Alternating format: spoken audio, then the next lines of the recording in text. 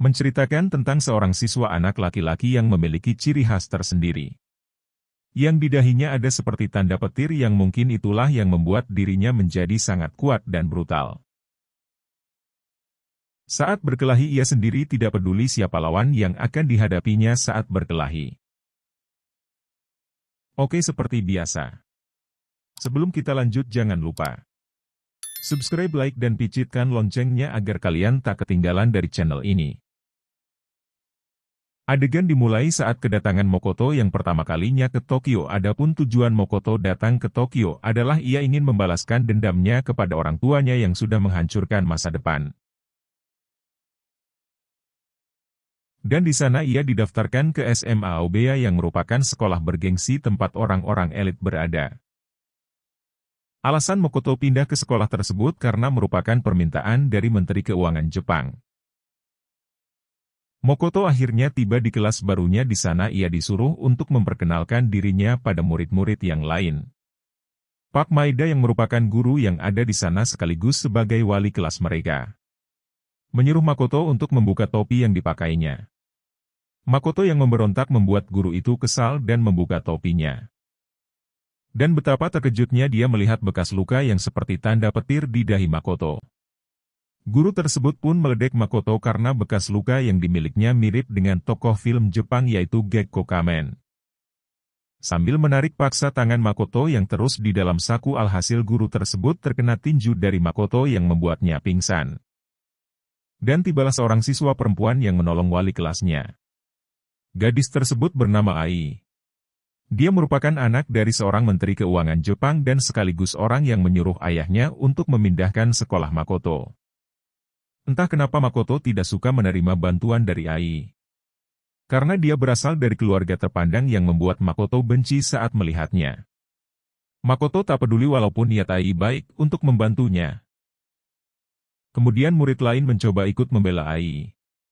Kita sebut saja dia Mizu, seorang siswa teladan yang menyandang gelar ketua OSIS.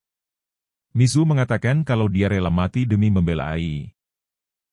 Selesai kejadian di kelas itu kemudian berpindah di halaman sekolah yang terlihat di sana Makoto dan Ai sedang berdua. Ai mengatakan kepada Makoto kalau tujuan ayahnya memindahkan sekolahnya adalah agar dia bisa mendapatkan pendidikan yang layak seperti Ai. Makoto dan Ai sendiri sudah lama saling mengenal. Itu terjadi saat ia kecil. Ai lah yang membuat Makoto mempunyai bekas luka di dahinya dikarenakan kecelakaan bermain ski. Sebab itulah ayah Ai membalas budi Makoto karena sudah menyelamatkan anaknya. Pendidikan dan semua perlengkapannya sudah dibiayai oleh keluarga Ai. Walaupun Makoto tidak tahu diuntung karena dia sengaja memanfaatkan kesempatan ini untuk memeras keluarga Ai. Dengan meminta sejumlah uang kepada Ai, Makoto berdalih jika ia bekerja paruh waktu ia tidak akan sempat untuk belajar. Ai yang tak ingin merepotkan orang tuanya kemudian mencoba untuk melamar pekerjaan di sebuah kafe.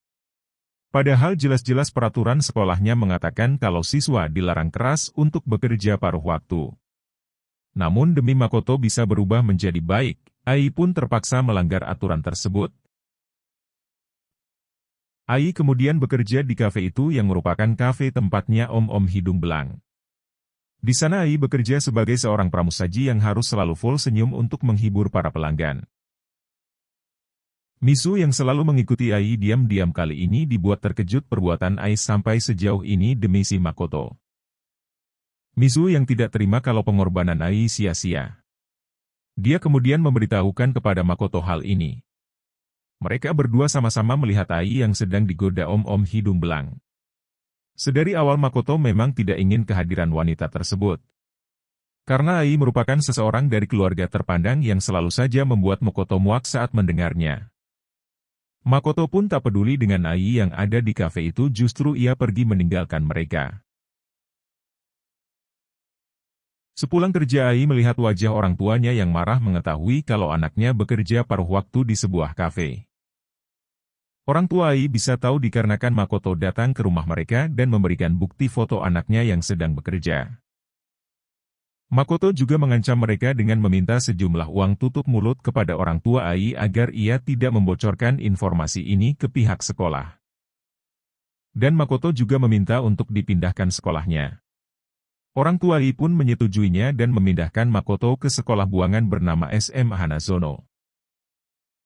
Berangkatlah Makoto sebagai murid pindahan ke SMA Hanazono, yaitu tempatnya para berandalan berkumpul. Terlihat di kelas barunya Makoto saat guru mengajar tak ada satupun siswa yang menyimak. Saat di sana Makoto mendapatkan teman baru yang bernama Yuki. Makoto bertanya kepada Yuki kenapa dia bisa masuk ke sekolah buangan tersebut. Karena di antara banyaknya murid yang ada di sana hanya Yuki lah yang sedikit waras. Di tengah jalan mereka berdua bertemu siswa lain yang mengajak Makoto untuk berkelahi. Dengan senang hati Makoto menerima tawarannya dan mengikuti mereka sampai ke sekolah. Di sana Makoto dikepung dan dikeroyok oleh mereka semua atas perintah bos mereka.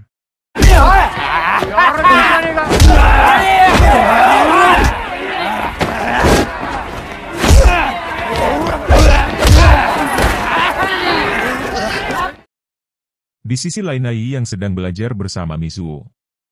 Kemudian merasakan firasat yang buruk tentang Makoto. Ai pun bergegas pergi ke SMA Hanazono dan di sana dia melihat Makoto sedang berkelahi dengan siswa-siswa yang ada di sana. Ai mencoba melerainya namun tampaknya usaha Ai sia-sia karena sedari awal Makoto memang tidak menginginkan keberadaan Ai. Tak lama kemudian datanglah seorang siswa yang seperti om-om, dia adalah Gonta. Siswa yang berumur belasan tahun tapi menderita penyakit yang membuatnya mengalami penuaan dini. Sehingga membuatnya seperti om-om. Dan bisa dibilang dia adalah bos yang ada di Hanazono dan dia juga orang yang menyuruh untuk menghajar Makoto. Kedatangan Gonta sendiri yaitu dia ingin pamer kekuatan ke Yuki.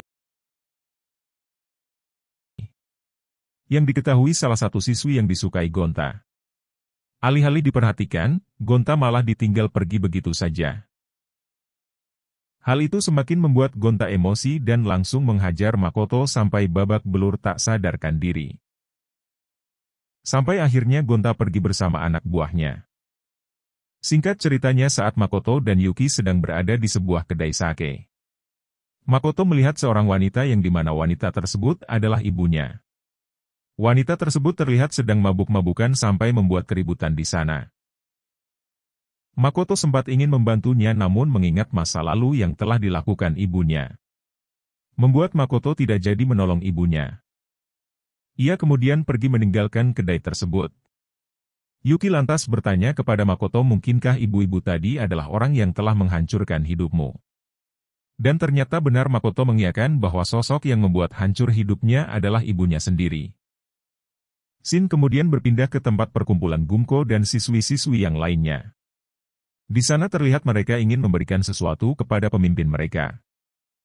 Semua murid SMA Hanazono sangatlah hormat padanya. Yang ternyata pemimpin geng mereka yang sebenarnya adalah Yuki. Yuki merupakan anak dari seorang Yakuza, sebab itulah Yuki sangat disegani di sekolahnya. Dan hal itulah yang membuat Yuki sangat dijauhi teman-temannya saat di sekolah formal. Gumko kemudian menyerahkan sebuah karung yang berisikan Ai di dalam. Ternyata mereka sudah menyulik Ai atas perintah dari Yuki. Dikarenakan api asmara cemburu Yuki yang mengetahui kalau Ai sedang mendekati Makoto. Yuki pun menyiksanya dan menyuruh mereka semua untuk menjadikan Ai sebagai pancingan agar Makoto datang ke sini. Tak puas sampai di situ saja, Yuki juga menyuruh Gumko untuk menculik ibunya Makoto, yang sedang mabuk-mabukan di kedai sake dekat sini. Saat Makoto di lorong jalan, ia dikagetkan dengan kemunculan Yuki yang secara tiba-tiba. Yuki memberitahu kalau dia adalah orang yang paling berkuasa di Hanazono. Dan secara bersamaan Makoto melihat Ai yang sedang disandera oleh gengnya Yuki. Yuki sedikit menjelaskan tentang flashback masa lalunya yang dimana dia dan ibunya tidak memiliki hubungan yang baik. Sehingga Yuki terpaksa mau diadopsi oleh seorang bos Yakuza hingga menjadikannya gadis yang disegani di SMA Hanazono. Di tempat lain terlihat Makoto dan Yuki sedang minum berdua. Makoto memberitahu kepada Yuki kalau dia adalah gadis yang paling menyedihkan. Dan anak-anak buah Yuki pun terlihat berkumpul untuk menghajar Makoto. Namun dia bilang tidak akan segan menghajar walaupun mereka wanita sekalipun. Singkat ceritanya perkelahian antar Makoto dan cewek berandalan itu pun terjadi.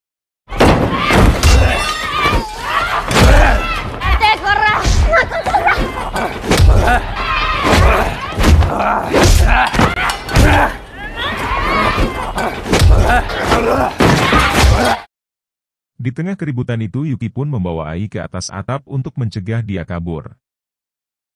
Setelah Makoto berhasil membantai semua berandalan cewek itu, ia pun disambut oleh Gonta dan kawan-kawan yang sudah di atap sekolah.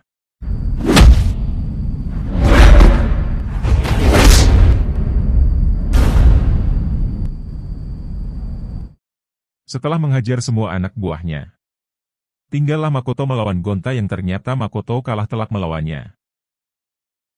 Yuki pun menyuruh Gonta untuk menghabisi nyawa Makoto. Rambut Makoto yang terjambak memperlihatkan bekas luka petirnya. Gonta yang melihatnya kemudian meledeknya. Namun Gonta terlalu meremehkan kekuatan Makoto, ia berhasil membalikkan keadaan dengan menyerang balik. Yuki yang menyaksikan Gonta dihajar mencoba untuk membantunya menyerang Makoto. Makoto dengan tenaga sisanya menghajar Yuki yang keterlaluan tersebut. Ia hampir membuat Yuki cacat dengan menancapkan pisau di tangannya. Namun Ai langsung menghentikannya sebelum dia pingsan. Beralih pada ibunya Makoto kali ini terlihat dia begitu putus asa hingga nekat mau bunuh diri di perlintasan kereta, dan justru Makoto yang melihat hal ini tiba-tiba saja datang untuk memeluk sang ibu dari belakang. Makoto pun mengaku bahwa dia adalah anaknya dan terungkap bahwa dulu mereka adalah keluarga yang harmonis. Sebelum ayahnya Makoto meninggalkan mereka berdua, hal itu membuat sang ibu stres dan hilang ingatan. Hingga saat kecil pun Makoto hidup sebatang kara. Makoto memeluk erat tubuh ibunya agar mereka berdua bisa mati bersama-sama. Namun tiba-tiba saja sang ibu panik takut untuk mati. Yang membuat ingatannya pulih kembali, dia pun menyebut nama anaknya Makoto. Sehingga membuat Makoto membatalkan untuk bunuh diri. Melihat ingatan ibunya sudah pulih kembali, Makoto pun lega dan bergegas menjenguk Ai yang berada di rumah sakit. Dalam perjalanannya menuju rumah sakit, tak disangka seorang pria misterius menikam Makoto dari belakang. Dan ternyata pria misterius ini adalah wali kelasnya sendiri yang berniat balas dendam pada Makoto karena pernah dipermalukannya di dalam kelas. Alih-alih membalas balik, Makoto malah membiarkannya pergi begitu saja.